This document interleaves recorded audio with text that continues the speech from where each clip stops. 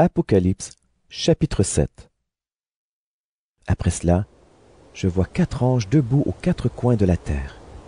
Ils retiennent les 4 vents de la terre. Ainsi, aucun vent ne peut souffler sur la terre, ni sur la mer, ni sur aucun arbre. Je vois un autre ange, il monte du côté où le soleil se lève. Il tient ce qui sert à mettre la marque du Dieu vivant. Il crie avec force aux 4 anges qui ont reçu le pouvoir de faire du mal à la terre et à la mer. Attention, ne faites pas de mal à la terre, ni à la mer, ni aux arbres.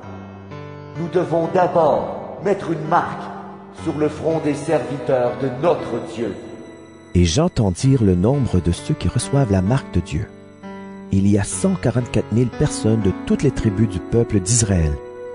12 000 de la tribu de Juda, 12 000 de la tribu de Ruben, 12 000 de la tribu de Gad, 12 000 de la tribu d'Asser, 12 000 de la tribu de Nephtali, 12 000 de la tribu de Manassé, 12 000 de la tribu de Siméon, 12 000 de la tribu de Lévi, 12 000 de la tribu d'Issachar, 12 000 de la tribu de Zabulon, 12 000 de la tribu de Joseph, 12 000 de la tribu de Benjamin. Tous reçoivent la marque de Dieu. Après cela, je regarde encore. Je vois une très grande foule. Ce sont des gens de tous les pays, de toutes les tribus, de tous les peuples et de toutes les langues. Personne ne peut les compter. Ils sont debout devant le siège du roi et devant l'agneau. Ils portent des vêtements blancs et ils tiennent une palme à la main. Ils crient d'une voix forte. Notre Dieu, qui est assis sur le siège royal, et l'agneau, ce sont eux qui nous sauvent.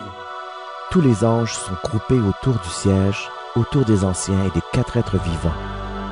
Ils tombent, le front contre le sol, devant le siège royal et ils adorent Dieu.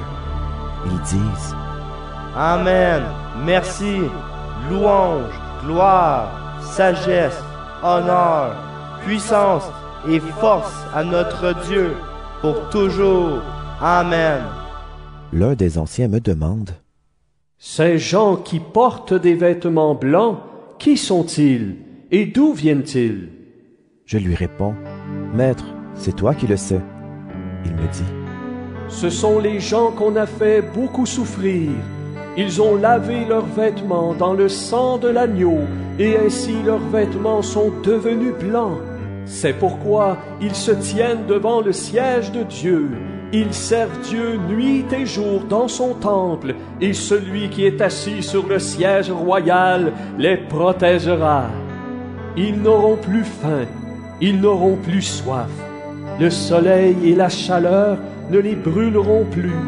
Oui, l'agneau qui est près du siège royal sera leur berger. Il les conduira vers des sources d'eau, d'une eau qui donne la vie, et Dieu essuiera toutes les larmes de leurs yeux.